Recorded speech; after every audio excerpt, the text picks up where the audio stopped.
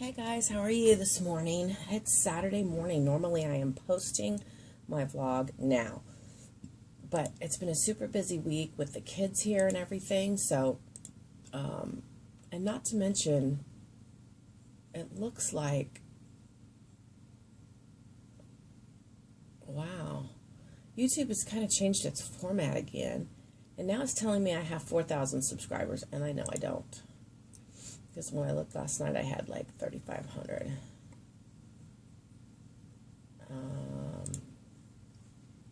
I wanted to come and answer some questions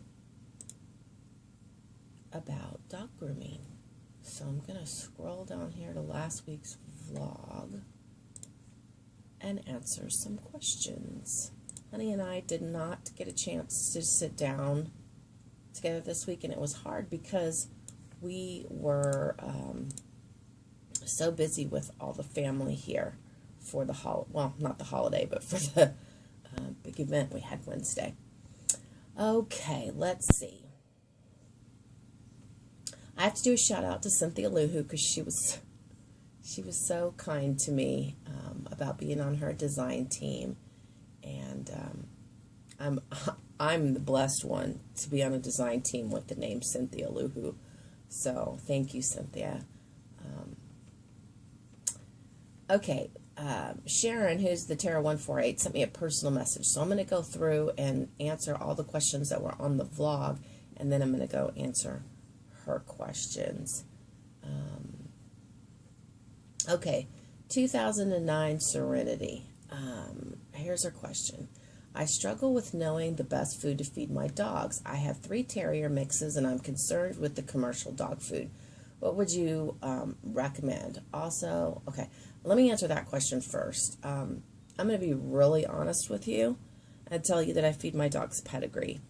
When I had show dogs, I used to feed a refrigerated food called Biljack, and I'm not even sure that they produce that food anymore. It depends on what you want to spend on food, because there are some very high quality dog foods on the market today. But your basic grocery store dog food, I mean, let's face it, it's going to be like a hamburger helper for us. But, and that's just my personal comparison. I don't necessarily know if it's like hamburger helper. But I feed my dogs pedigree, and I don't see anything wrong with it. Some people might disagree with me, but there are a lot higher quality foods. I used to feed my dogs food called Call of the Wild, and they have buffalo and salmon and a lot of those flavors that are not chicken and beef. And that also was an expensive food, and I used that with my show dogs. It was a dry food, and I had to go to a local pet store. I could not get it at the grocery store. So you just have to shop around. You have to talk to your vet and find out what's best for your particular breed, because different breeds have different needs. So the 2 dogs that we have now are just our little pets. They're not show dogs. And I'm a bad mom because I do give table scraps. But I'm just being honest. Okay. I also need tips on clipping their nails. You know, guys, I'm going to be honest about clipping nails. I think that should be left to a professional. It's very, very easy. Even for us who groom 20 dogs a day. So 20, 40, 60, 80. That's 80 toenails a day that we cut. We often cut some too short, and they bleed. That the nail has what's called a quick, and it's like your nail. How, you know, the longer part is the part you would cut, and then down here below the skin, it would bleed. So that's called the quick. Well, a dog's nail is like this, and the quick grows at the bottom of the nail. So when you cut, you want to cut, let me get a piece of paper. You want to cut at an angle where it's shorter, longer at the bottom, but a little shorter at the top. Not like, like that, but definitely more at an angle like that. So if you're going to cut it yourself, do it like that. I prefer to hold the dog's foot like this and cut the nail like this. Some of my employees like to turn the dog's foot around and cut from behind. Some dogs that are really finicky about getting their nails cut will not allow you to just hold their foot naturally and cut like this. Some of them will require you to turn the foot around and then cut from behind. That way they're not really seeing what's going on, and sometimes with dogs and cats, if they don't see what's going on, they're more comfortable with it. So, hope that answers your question. Okay. Okay, this is Sheer Beauty. She says, I'm licensed in cosmetology, but do you also have a special license for dog grooming? No. At least not in my state, Colorado. I don't believe in the United States you have to have a license for dog grooming anywhere, but definitely not Colorado. And the thing is right now that there are people that are pushing for dog groomers to have a license, or I don't know if it's necessarily a license, but to be certified. And they have a certification available for dog groomers. And it's a very expensive and difficult process to go through. But there are a number of groomers out there who have done that. And what it requires is, I believe it's 5 dogs, particular breeds of dogs that you must qualify on. I know Poodle is one. I know Bichon Frise is one. I believe there's a choice in terriers, and there's a choice in sporting dogs, a Springer, an English Cocker, or a Cocker Spaniel. And I think there's one more. I don't know the other one off the top of my head. But you have to travel to wherever they're having one of these events where you can test. You have to take all of these dogs with you, and you have to prep them at the show, and you have to groom them in front of judges who watch and evaluate your techniques and your abilities. I have not done this process, and I've been grooming for 35 years. And I'm going to tell you why. A, I don't have all those breeds of dogs. I would have to ask customers to allow me to borrow their dog, travel with it. The dog would have to travel with me. It would be incredibly expensive. So for some girls who live locally to an event such as that, it could potentially work for them. Also, I'm a pet groomer. Most of my clients are not going to care whether or not I've gone through this process. Because when you have a groomer, it's more of a personal relationship. It's like dropping your child off at daycare. You tend to gravitate towards a personal relationship with the people that watch your child, and they love me and trust me because of my personality, the way I keep my store clean, the employees that I have that they trust. There's just a number of things, and it's more something from the heart, I believe, in the pet grooming industry, than the need for them to want to know you've been through that type of process. Okay, let's see. All right, Susan Countryman says, hi, Rena, my Shih Tzu has bad tear buildup. Sometimes it's hard to the touch. I do not like to do things that I think could be painful. Is there a trick to clean the eyes that I can do without cringing or cutting, which causes me anxiety? Okay, first of all, guys, really seriously, don't cut your dog's hair around their face. I really don't recommend people cut their dogs at all, because it's very easy to cut a dog.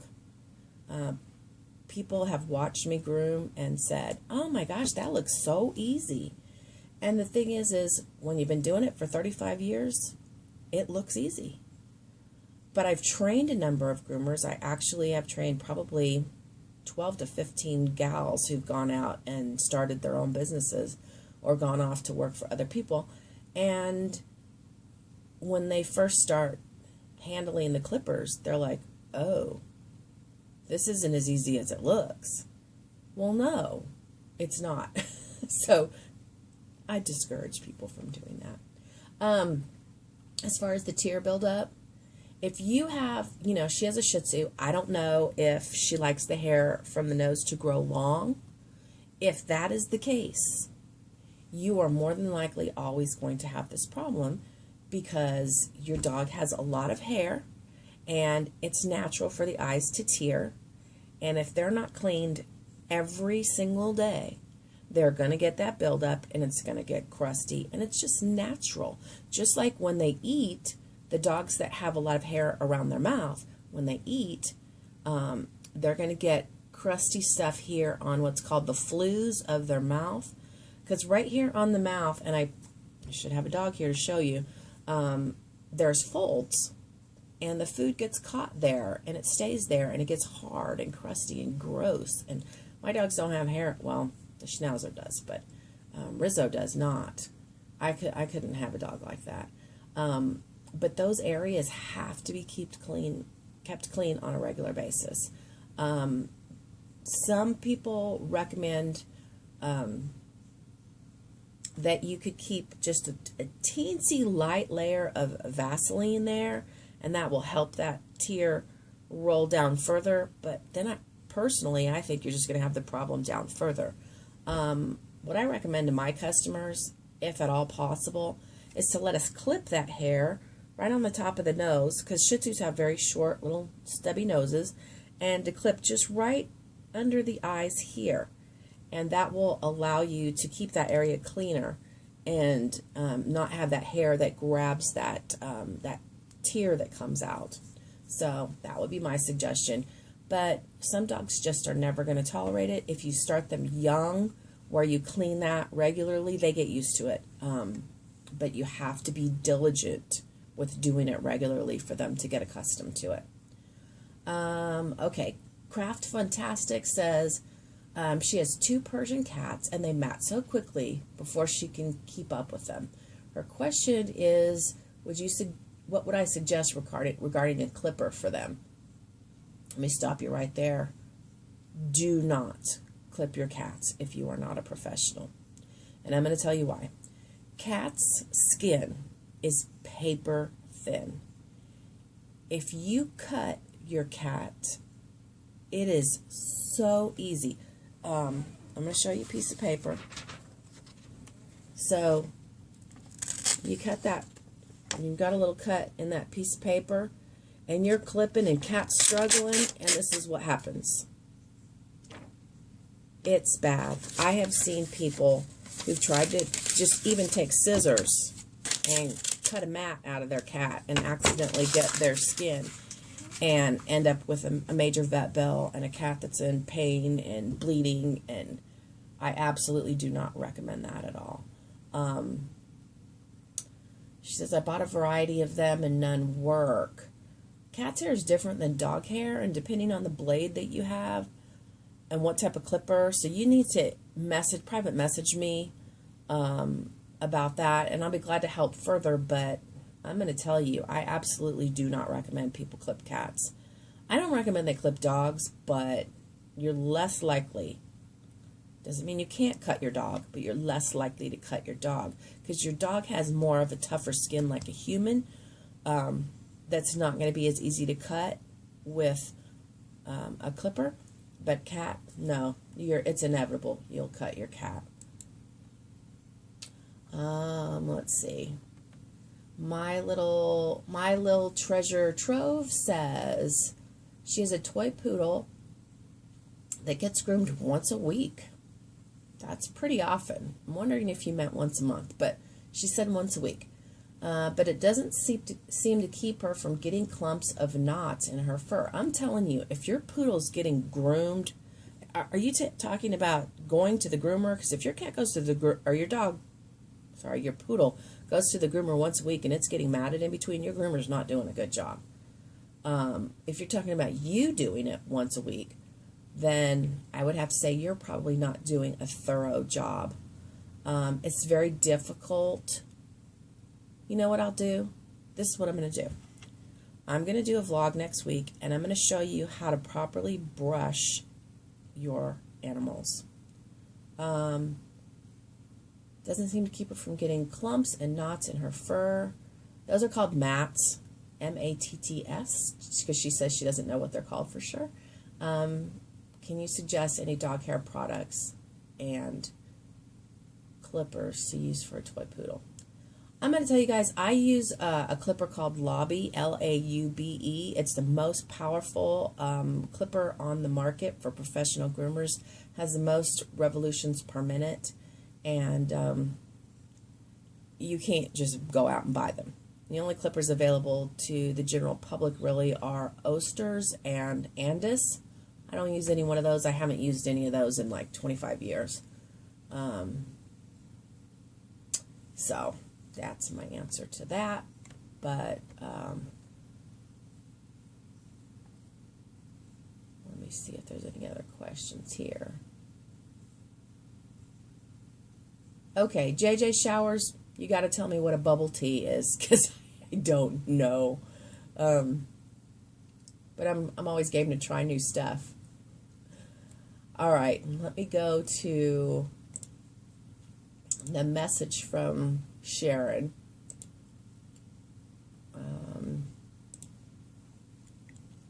My allergies are really bad today, ladies.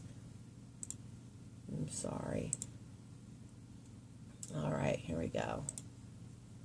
Okay, one, could you show us how you cut some of the dog's face? Okay. No, I'm going to have to do that in next week's. Oh, she grooms her own dogs. One of those people, Sharon, that wants to put us groomers out of business. I know there's people that do it. It just takes so much time. Most people that try it, because I have customers from time to time that, will decide to try it at home, and they come back and they say, no way, it's worth what I pay. Would you please consider doing a tutorial on coloring black hair with Copics? Okay, yeah. Took me a while to master that one. How many Copic markers do I own? Okay, the other questions are crafty questions, so I'm going to answer those in next week's too, because I know this vlog is going to be super long, and it was super short last week, so you're going to pay the price this week. So Sharon, I will answer the rest of those crafty questions next week, but I wanted to answer the dog questions, and I will have some more dog stuff for you guys next week as well. Thanks so much this week for watching. I know it's been a long vlog, and after this one, I'm going to post the exciting thing we did Wednesday, and if you want to watch, and if you don't, that's okay too. I know some people will think it's cool, and some people will be like, eh. But we had the best time ever. So have a happy crafty week, and I'll look forward to next week's vlog. Take care. Bye-bye.